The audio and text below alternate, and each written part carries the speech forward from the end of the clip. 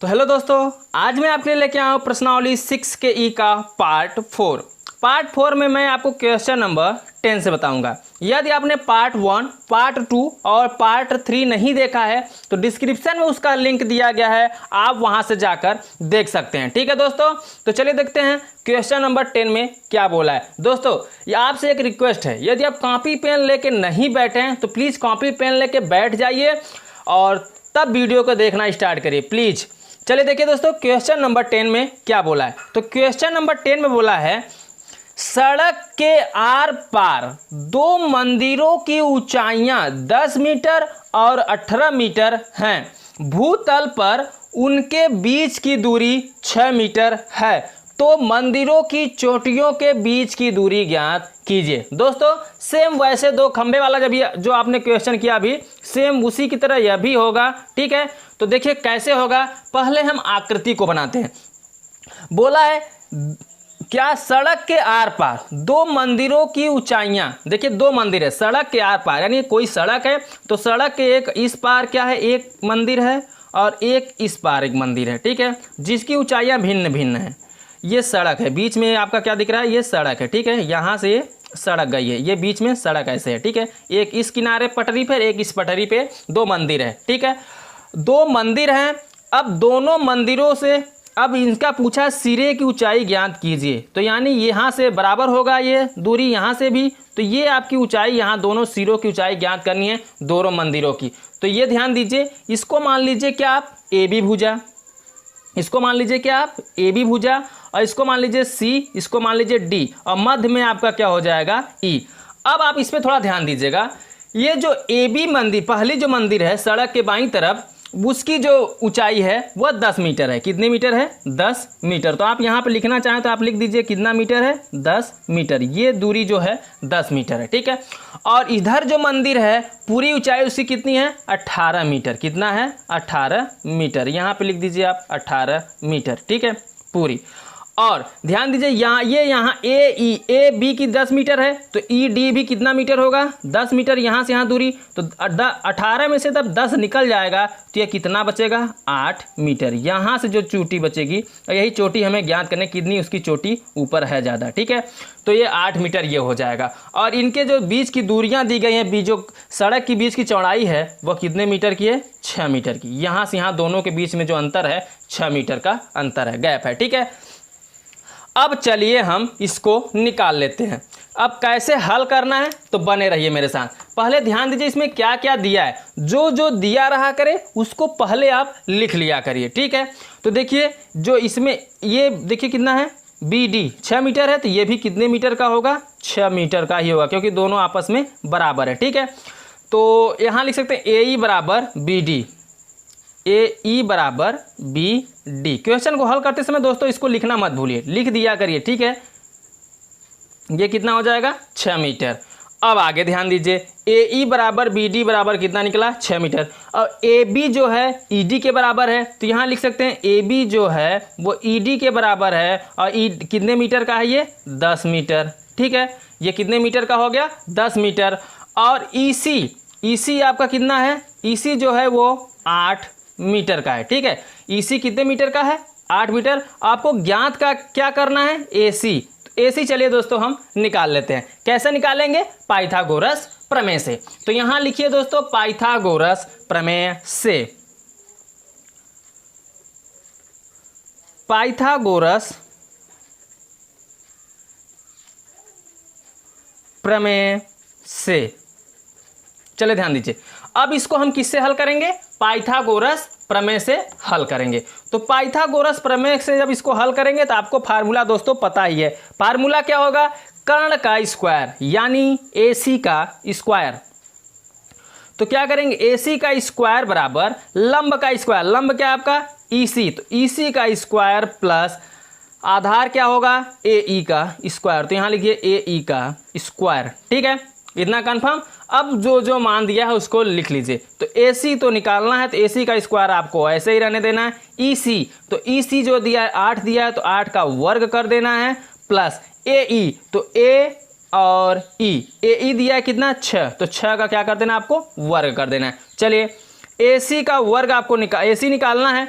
8 का वर्ग 8 है 64 और 6 का वर्ग 6 के 36 और 64 36 100 हो जाएगा। तो AC के स्क्वायर बराबर कितना आ जाएगा 100। अब हमें इसको AC स्क्वायर नहीं निकालना, हमें निकालना क्या है AC। तो इसमें से स्क्वायर हम हटा देंगे तो AC बराबर कितना आ जाएगा रूट में 100। और जब 100 का वर्गमूल आप निकालेंगे तो कितना आ जाएगा 10। ठीक है, तो AC बराबर 10 मीटर आ जाएगा। और यही आपको निकालना था, AC निकालना था, यही आपका क्या हो जाएगा आंसर हो जाएगा। ठीक है, यानी जो इस तरफ का मंदिर है और इस तरफ के मंदिर के चोटियों के बीच की जो दूरियां हैं वो कितने मीटर की है 10 मीटर की है। ठीक है, कितने मीटर की हो गया दोस्तों 10 मीटर का हो गया। समझ में आ गया।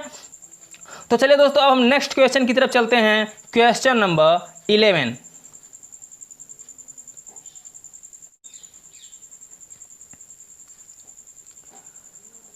अब देखिए दोस्तों क्वेश्चन नंबर 11। क्वेश्चन नंबर 11 में क्या बोला है, तो क्वेश्चन नंबर 11 को मैं पढ़ता हूं। इसमें बोला है त्रिभुज PQR एक समकोण त्रिभुज है जिसमें PM लंब है QR का। सिद्ध कीजिए कि PM का स्क्वायर बराबर QM इंटू MR। ठीक है, तो चलिए दोस्तों पहले क्या करते हैं, क्या क्या दिया है उसको लिख लेते हैं और जो सिद्ध करना है उसको लिख लेते हैं, तब हम क्वेश्चन को हल करते हैं। ठीक है, तो पहले एक हम त्रिभुज बनाते हैं। ठीक है, यहाँ पे आप लिखिए हल, यहाँ पे आप क्या लिखेंगे हल लिखेंगे और एक हम त्रिभुज बनाएंगे। ठीक है, तो त्रिभुज किस तरीके से बनाना है, यहाँ बोला त्रिभुज PQR। तो चलिए एक त्रिभुज बना लेते हैं PQR। ठीक है, तो ये कुछ त्रिभुज इस प्रकार से बनेगा। यहाँ पे ये आपका एक त्रिभुज हो जाएगा जिसकी भुजा क्या है आपका P है, Q है और क्या है R है। ठीक है, भुजा को हमने मान दिया है और इस पे एक लंब गिरा है, एक लंब डाला गया है। ठीक है, वो लंब क्या है M है, PM। QR पर एक लंब डाला गया, वो लंब क्या है PM। तो यानी जहाँ पे लंब डाला गया है वो क्या भुजा होगा M भुजा होगा। ठीक है, वो किस क्या हो जाएगा दोस्तों M भुजा हो जाएगा। तो ये देखिए यहाँ पे जो कोण बनेगा ये 90 का बनेगा। ठीक है, और यहाँ ये कोण 1 है, ये कोण 2 मान लेते हैं, ये कोण 1 हो जाएगा, ये कोण 2 हो जाएगा, ये कोण 3 हो जाएगा और ये कोण क्या हो जाएगा 4 हो जाएगा। कुछ इस तरीके से आप मान लीजिए। ठीक है, अब हम क्वेश्चन को क्या करेंगे हल करेंगे। तो सबसे पहले इसमें देखिए दिया क्या क्या है उसको आप लिख लीजिए। तो चलिए यहाँ पे लिखते हैं दिया है, क्या क्या दिया है उसे फोकस करते हैं। तो इसमें आपको दिया है ये एक समकोण त्रिभुज है। ध्यान दीजिए जो त्रिभुज PQR है ये कितना क्या है एक समकोण त्रिभुज है। ठीक, और आपको क्या करना है, इसमें जो कोण P है वो कितने का है 90 डिग्री का है। कितने का है 90। तो ये समकोण त्रिभुज होने की वजह से कोण P कितना निकलेगा 90 डिग्री। ठीक है, आप लिखना चाहे लिख दीजिएगा कोण त्रिभुज PQR में जो है ये समकोण त्रिभुज है और कोण P जो है वह है समकोण 90 हो जाएगा समकोण होने की वजह से। और जो ये PM है, PM भुजा है वो लंब है किस पर है QR पर। तो यहाँ पे ये भी दिया है, इसको भी आप क्या करिए लिख लीजिए। अब इसमें से एक हमें अब सिद्ध क्या करना है उसको भी, चलिए पहले इसको भी ले लेते हैं क्या सिद्ध करना है। तो चलिए यहाँ लिखिए दोस्तों सिद्ध करना है, सिद्ध करना है, क्या सिद्ध करना है उस पर फोकस करते हैं। तो इसमें आपको सिद्ध क्या करना है हम उसको भी लिख देते हैं। जो इसमें आपको सिद्ध करना है वो करना है PM का स्क्वायर। ठीक है, बराबर QM इंटू MR। ठीक है, MR ये आपको प्रूव्ड करना है इस क्वेश्चन में। तो चलिए दोस्तों यहाँ से एक हम उपपत्ति निकालते हैं। ठीक है, एक उपपत्ति निकालेंगे तभी क्वेश्चन हल हो पाएगा। तो यहाँ लिखिए उपपत्ति। देखिए उपपत्ति जब निकालेंगे यहाँ से तो क्या होगा, उपपत्ति कर निकालते समय आप देखिए इसमें दो त्रिभुज बन रहे हैं। पहला त्रिभुज क्या बन रहा है उस पर फोकस करिए। जो पहला त्रिभुज है वो क्या है दोस्तों MP और क्या बनेगा Q। अब हम P को बीच में क्यों ले रहे हैं क्योंकि ये 90 डिग्री है। ध्यान दीजिएगा ये जो P कोण बनेगा यहाँ पे 90 का बनेगा। तो जो P को लेना वो मध्य में लेना। तो हम यहाँ M से स्टार्ट करते हैं तो लिखेंगे त्रिभुज क्या MPQ, MPQ। ठीक है, MPQ। और किस त्रिभुज से चलेंगे और दूसरा त्रिभुज क्या बनेगा, ध्यान दीजिए P यहाँ पे क्या है दोस्तों PQ और क्या पूरा त्रिभुज लेंगे PQR से। तो यहाँ लिख दीजिए त्रिभुज PQR में। ठीक, यहाँ ऐसे लिख दीजिए।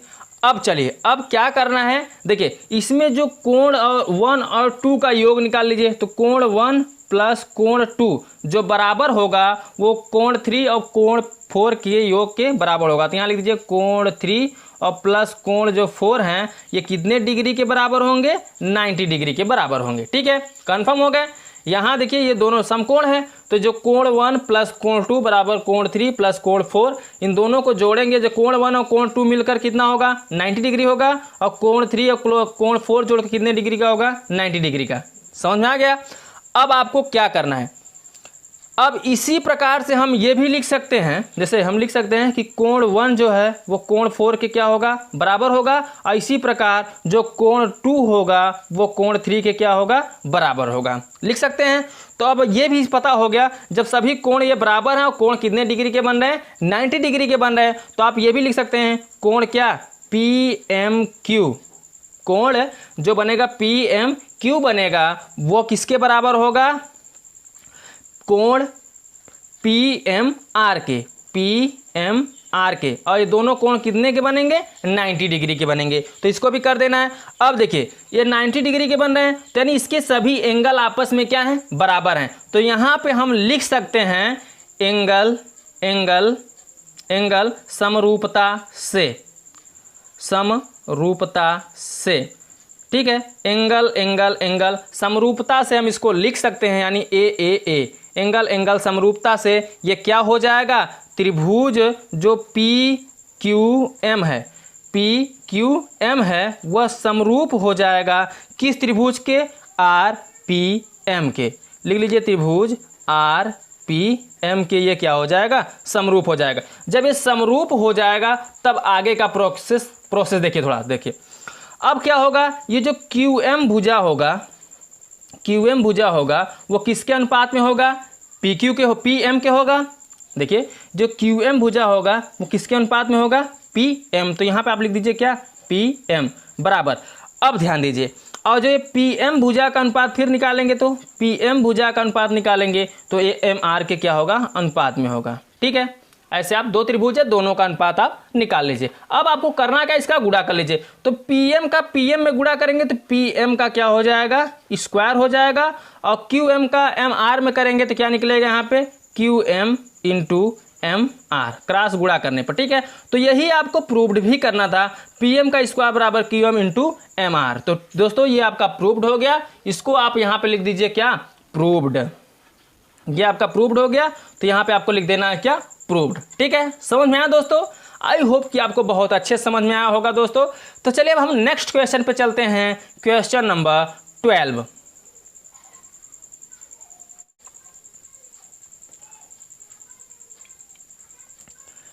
अब देखिए दोस्तों क्वेश्चन नंबर 12, क्वेश्चन नंबर 12 में क्या बोला है, चलिए एक बार मैं पढ़ता हूं।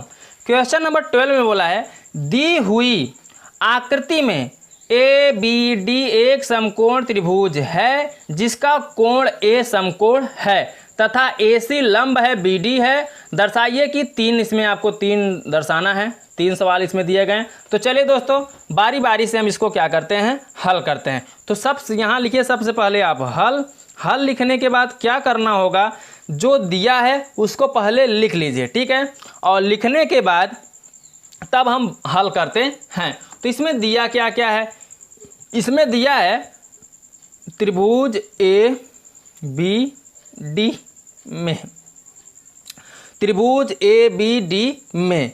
तो ये जो त्रिभुज ABD में हम हल करेंगे तो ये जो कोण BAD आएगा वो कितने का आएगा, 90 अंश का आएगा। अभी हम दोस्तों चित्र बना दे रहे हैं। और AC क्या है, लंब है, किस पे है, BD पर। ठीक है, तो चलिए अब हम इसलिए हम यहाँ पे ये भी लिख सकते हैं, इसलिए हम ये भी लिख सकते हैं कि त्रिभुज जो होगा क्या, ABC वह समरूप होगा त्रिभुज किसके, DBA के। ये भी समरूप होगा त्रिभुज किसके, यहाँ क्या निकला, DBA, और यहाँ ये DBA जो होगा, फिर लिखिए BDA, फिर ये समरूप होगा किसके होगा, त्रिभुज ए बी सी ये भी समरूप होगा त्रिभुज डी ए सी। ये त्रिभुज सभी आपस में क्या होंगे, समरूप होंगे। ये आपके लिए क्वेश्चन में पहले से बनेगा दोस्तों। चित्र अभी मैंने बनाया नहीं है, अब चित्र बनाएंगे तब समझाएंगे। चित्र क्यों बनाना अब बनाएंगे दोस्तों, क्योंकि इसमें 3 क्वेश्चन दिए गए हैं, तो तीनों क्वेश्चनों में इसी चित्र को बनाकर हल करना है। तो कुछ चित्र इस प्रकार से है दोस्तों, चलिए हम चित्र को बना देते हैं यहाँ पे। ठीक है, ये कुछ इस प्रकार से चित्र आपका ऐसे है, तो यहाँ पे आपको ऐसे बना लेना है। अब क्या करना है दोस्तों, चलिए ये हो गया। ठीक है, अब क्या करना है, इनकी भुजाओं को मान देना है। तो ये ए हो गया, ये बी हो जाएगा, ये आपका सी हो जाएगा और ये डी हो जाएगा। जो सी है ये कितने का है, 90 डिग्री का है। ठीक है, चलिए अब हम इसको हल करते हैं। और इसमें जो ए बी सी हैं त्रिभुज ए बी सी वह समरूप होगा डी बी ए के। तो लिखिए डी बी ए के समरूप होगा। और त्रिभुज बी डी ए जो होगा वो त्रिभुज ए बी सी के समरूप होगा ए बी सी के। और त्रिभुज डी ए सी जो होगा वे सब आपस में क्या होंगे, समरूप होंगे। ठीक है, क्योंकि 90 डिग्री का है और त्रिभुज आपस में सब क्या होते हैं, समरूप होते हैं। समरूपता का रूप तो आपको पता ही होगा, समरूप कब होते हैं, आकृति यानी रूप उसका मिलता रहे तो समझ लीजिए समरूप है। ठीक है, अब एंगल भुजा हम बाद में देखेंगे। अब करना क्या है, पहला क्वेश्चन को हम उठाते हैं यहाँ से। पहले क्वेश्चन में क्या बोला है, सिद्ध करना है। सिद्ध क्या करना है, चलिए उस पर फोकस करते हैं। तो पहला क्वेश्चन सिद्ध करना है। पहले में क्या सिद्ध करना है, तो पहले में आपको सिद्ध करना है ए बी स्क्वायर, भुजा ए बी स्क्वायर जो है वो बी सी इंटू क्या है, बी डी लाना है आपको। ठीक है, तो चलिए दोस्तों, जो ए बी है भुजा ए बी का स्क्वायर बी सी, तो ये बी सी और बी डी के इंटू के बराबर होना चाहिए। ठीक है, इनका गुणनफल के बराबर होगा। तो चलिए इसको अब हम क्या करते हैं दोस्तों, हल करते हैं। ठीक है, तो जब इसको हम हल करेंगे तो क्या होगा, यहाँ ध्यान दीजिए। अब देखिए दोस्तों, इसमें जो त्रिभुज बनेगा ए बी सी, तो यहाँ लिख दीजिए त्रिभुज ए बी सी, वो इसमें सिर्फ ए बी सी, तो ये समरूप होगा। ठीक है, त्रिभुज ए बी सी, इसको आप बना दीजिए बढ़िया से। त्रिभुज ए बी सी समरूप हो जाएगा किसके, डी बी ए के। त्रिभुज लिख दीजिए डी लेना है, क्योंकि डी यहाँ प्रूव करना है, डी बी ए के समरूप करना है। समझ में आ रहा है ना। ये जो त्रिभुज ए, देखिए सभी यहाँ पे समरूप है पूरा, तो पूरा हमने यहाँ से क्या ले लिया, त्रिभुज ए बी सी और डी बी ए के क्या है, समरूप। इसको हमने एक दूसरे के समरूप ले लिया है, क्योंकि सभी समरूप हैं। जब समरूप हो तो यहाँ दोनों एक दूसरे के क्या हैं, समरूप हो तो तब आपको क्या करना है, तब आपको करना है त्रिभुज ए बी सी का क्षेत्रफल यहाँ से निकाल लेना। त्रिभुज ए बी सी का क्षेत्रफल बटे, अब क्या निकालेंगे, डी बी ए, तो यहाँ लिखिए त्रिभुज डी बी ए का क्षेत्रफल। ठीक है, त्रिभुज ए बी सी का क्षेत्रफल बटे, अब त्रिभुज ए बी सी का तो भुजा का स्क्वायर होगा, तो भुजा इसमें क्या ले लेंगे हम, पहले का ए बी ले लेंगे। ठीक है, तो यहाँ लिखिएगा ए बी का स्क्वायर बटे दूसरे का क्या लेंगे हम दोस्तों, इसका क्या होगा, डी बी, तो यहाँ हो जाएगा डी बी का स्क्वायर, तो डी बी का स्क्वायर, भुजा का स्क्वायर हो गया। अब देखिए त्रिभुज ए बी सी का क्षेत्रफल हम क्या लिख सकते हैं, त्रिभुज ए बी सी, तो त्रिभुज ए बी सी को हम लिख सकते हैं 1/2 गुणते क्या, बी सी, क्या लिखेंगे, बी सी, और गुणते क्या लिखेंगे दोस्तों, ए सी। समझ लीजिएगा, जो ये त्रिभुज ए बी सी का क्षेत्रफल है वो हाफ होगा बी सी और ए सी का, इस भुजा के। ठीक है, आधा होगा। अब इसी प्रकार से निचले को भी लिख देंगे 1/2। अब क्या लिखेंगे यहाँ से, जो दूसरा त्रिभुज होगा तो दूसरा त्रिभुज बनेगा वो बनेगा क्या, बी डी, तो यहाँ बी डी का आधा इंटू ये सॉरी दोस्तों ये बी रहेगा, यहाँ पे बी कर दीजिए बी डी, तो बी डी और इंटू फिर क्या होगा, ए सी भुजा बनेगा बी डी, फिर हाफ क्या, ए सी, तो ए सी कर दीजिए बराबर में क्या हो जाएगा, ए बी का स्क्वायर बटे डी बी का स्क्वायर। ठीक है, अब चलिए इसमें जो कटे पीटेगा उसको हमें क्या करना है, काट पीट देना है। तो चलिए अब काट देते हैं। तो 1/2 से 1/2 कट जाएगा। ठीक है, ए सी से ए सी कट जाएगा। अब बचा क्या है उसको लिख लीजिए, तो बचा है आपका बी सी अपान बी डी बराबर, इधर क्या बचा है, ए बी का स्क्वायर बटे डी बी का स्क्वायर, ठीक है, ये डी बी का। अब बी डी का चाहे डी बी का ही है, ठीक है, बात एक ही हुआ। तो यहाँ देखिए डी बी से डी बी एक कट जाएगा, यहाँ डी बी से डी बी एक कट जाएगा, तो एक डी बी यहाँ पे बचेगा, ठीक है, एक डी बी यहाँ पे बचेगा, या तो एक बी डी कह लीजिए, ठीक है, एक बी डी बचेगा। तो अब ध्यान दीजिए, हाँ यहाँ एक बचा, बी डी से बी डी एक का बी डी, बी डी से काटेगा, ए बी डी बचेगा। तो ये ए बी का स्क्वायर इसमें गुणा करेंगे तो क्या आ जाएगा, ए बी का स्क्वायर आ जाएगा एक में, और इसका इसमें गुणा करेंगे तो क्या आ जाएगा दोस्तों, B C into B D, गुणा करने पर, क्रॉस गुणा करने पर। और यही इस क्वेश्चन में आपको प्रूव्ड करना था दोस्तों, ये आपका प्रूव्ड हो गया, ठीक है, ये आपका प्रूव्ड हो गया। समझ में आया दोस्तों, ये आपका बारहवें का पहला प्रूव्ड हुआ है। अब हम बारहवें का दूसरा प्रूव्ड करते हैं। तो चलिए दोस्तों, अब हम बारहवें का दूसरा देख लेते हैं।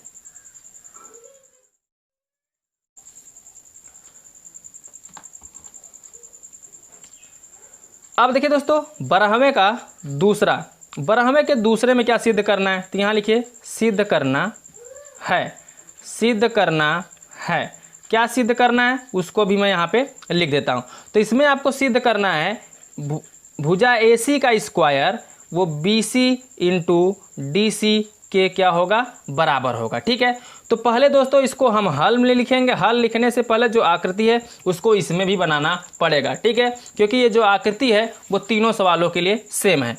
तो चलिए दोस्तों, यहाँ भी मैं आकृति को बना देता हूँ। आकृति कुछ इस प्रकार से है, यहाँ से आकृति हम बनाते हैं। आकृति बनाने के बाद इसकी भुजाओं को हम मान देते हैं। तो इसकी जो भुजा है ये क्या है, ए है, ये बी है, ये सी है, और ये क्या है, डी है, ठीक है। अब चलिए क्वेश्चन को, सॉरी दोस्तों, ये सी है, ये सी है क्योंकि समकोण है, और ये डी है। चलिए अब क्या करना है, क्वेश्चन को हल करते हैं।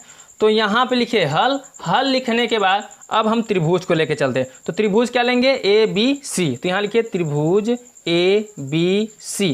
क्यों लेंगे, क्योंकि ए सी और बी सी डी की बात किया है, तो वही सेम रहेगा, यहाँ समरूप हो जाएगा ए बी सी त्रिभुज किसके, डी ए सी के, ठीक है। तो यहाँ लिखिए हो, तो अब इसको ऐसे करके हल करिए। तो फिर भी इसमें भी वही क्षेत्रफल निकालेंगे। तो क्या लिखेंगे, यहाँ पे लिखेंगे त्रिभुज ए बी सी का क्षेत्रफल बटे त्रिभुज क्या, डी ए सी का क्षेत्रफल। तो लिखिए डी ए सी का क्षेत्रफल बराबर भुजा का स्क्वायर। तो भुजा क्या हो जाएगा, इधर ए सी ले लेंगे इसका, ए सी का स्क्वायर, और नीचे क्या हो जाएगा, डी सी का स्क्वायर। दूसरे का भुजा क्या हो जाएगा, डी सी का स्क्वायर। जब इसको ए बी सी का क्षेत्रफल निकालेंगे तो इसमें भी यहाँ लिखेंगे 1/2 गुणते फिर क्या लिखेंगे, बी सी, ठीक है। यहाँ लिखना है क्या आपको, बी सी इंटू फिर क्या लिखना है आपको, ए सी। ए सी सभी के साथ रहे क्योंकि इसका लंब है, ठीक है।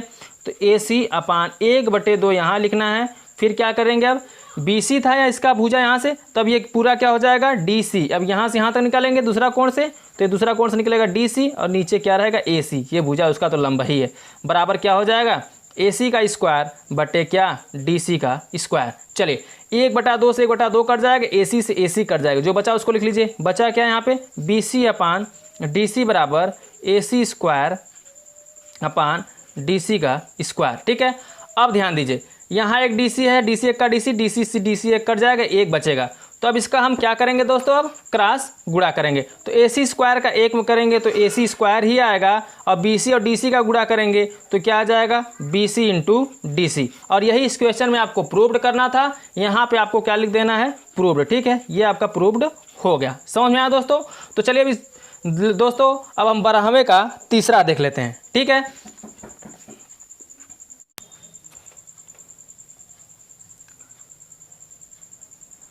अब देखिए दोस्तों 12वें का तीसरा, 12वें के तीसरे में क्या प्रूव करना है उसको लिख लीजिए, सिद्ध करना है। यहाँ पे लिखिए सिद्ध करना है। क्या करना है उसको मैं लिख लेता हूँ, सिद्ध करना है। तो इसमें आपको सिद्ध क्या करना है, इसमें आपको सिद्ध करना है ए डी का स्क्वायर, यानी भुजा ए डी का स्क्वायर जो है वो बी डी इंटू किसके बराबर होगा, सी डी के, ठीक है। तो चलिए दोस्तों सबसे पहले क्या करते हैं, हम आकृति को बना लेते हैं। तो आकृति सेम वही रहेगा दोस्तों जो सभी में आया है, करते चले आए हैं, वही आकृति रहेगा। चलिए ये आकृति कुछ इस प्रकार से है दोस्तों, ठीक है। आकृति को आप बना लीजिए, ये आकृति है। अब इसमें से ऐसे आपको बना देना है। भुजाओं को लिख देना है। भुजाएं इसकी क्या हैं, ये क्या है, ए है, ये बी है, ये सी है, ये क्या है, डी है। ठीक है, और जो सी है वो समकोण है, 90 डिग्री का है। तो चलिए दोस्तों, अब हम क्वेश्चन को हल करते हैं। तो यहाँ पे लिखिए सबसे पहले आप हल करते समय समरूप त्रिभुज लेंगे। ठीक है, तो चलिए समरूप त्रिभुज को हम यहाँ से मान लेते हैं। तो क्या लिखेंगे, इसमें क्या बात किया, डी ए बी की बात की है, सी भी, सभी त्रिभुज में। तो क्या करना होगा, इसमें ले लेना है डी ए सी। पहले ले लीजिए त्रिभुज को, त्रिभुज डी ए सी वह समरूप होगा, किसके होगा, डी बी ए के, पूरे के ले लीजिए। तो यहाँ लिखिए त्रिभुज डी बी ए के, ये क्या हो जाएगा, समरूप होगा। ठीक है, अब लिख लीजिए हो तो, तब इसको हम क्या करेंगे, अब हल करेंगे। ठीक है, जब इसके समरूप हो तो अब क्या लिखेंगे, त्रिभुज, अनुपात निकाल लीजिए भुजाओं का, त्रिभुज डी ए सी का क्षेत्रफल, ठीक है, बटे, अब क्या लिखेंगे, त्रिभुज डी बी ए का क्षेत्रफल बराबर भुजा का स्क्वायर। तो भुजा क्या होगा, इधर जो पहले का निकलेगा और डी ए का स्क्वायर निकलेगा। ठीक है, और दूसरे का क्या लेना है, इधर बी डी, यहाँ डी बी है तो बी डी लिख दीजिए, तो लिखिए डी बी का स्क्वायर। ठीक है, चलिए अब इसको हम क्या करेंगे, बटे में करेंगे तो क्या हो जाएगा, 1/2, फिर क्या निकलेगा, सी डी, दूसरी भुजा क्या होगा यहाँ पे, सी डी इंटू फिर ए सी हो जाएगा। ठीक है, पूरी भुजा, और बटे में करेंगे इसको, ध्यान दीजिए ये बटा हो जाएगा, बटे में फिर 1/2 इंटू क्या हो जाएगा, डी बी भुजा, डी बी पूरी भुजा, और इंटू क्या, ए सी, ये लंब, बराबर में क्या होगा, डी ए का स्क्वायर अपान डी बी का स्क्वायर। 1/2 से 1/2 कट जाएगा, ए सी से ए सी कट जाएगा, जो बचेगा उसको लिख लीजिए। बचा क्या, सी डी अपान डी बी बराबर डी ए का स्क्वायर अपान डी बी का स्क्वायर। अब डी बी से एक कट जाएगा, एक डी बी यहाँ बचेगा। ठीक है, डी बी से डी बी कटेगा, एक डी बी यहाँ पे बच जाएगा, तो यहाँ बचेगा क्या आपका, डी बी। ठीक है, अब चलिए इसका हम क्रॉस गुणा करते हैं। तो डी ए का स्क्वायर का एक में करेंगे तो क्या आएगा, डी ए स्क्वायर बराबर इसका सी डी में करेंगे तो क्या आ जाएगा, यहाँ पे बी डी लिख दीजिए, इंटू प्रूव्ड जो करना था उसको बना दीजिए सी डी। तो गुणा करने पे ही आपका आ जाए, क्रॉस गुणा करेंगे और ये आपका दोस्तों प्रूव्ड हो गया। तो यहाँ पे आप लिख दीजिए प्रूव्ड, ये आपका प्रूव्ड करना था और प्रूव्ड आपका हो गया। ठीक है दोस्तों, तो दोस्तों इस वीडियो में बस इतना ही। अब हम आपसे मिलेंगे अगले वीडियो में शेष बचे हुए सवालों के साथ। तब तक के लिए बाय बाय, जय हिंद, जय भारत।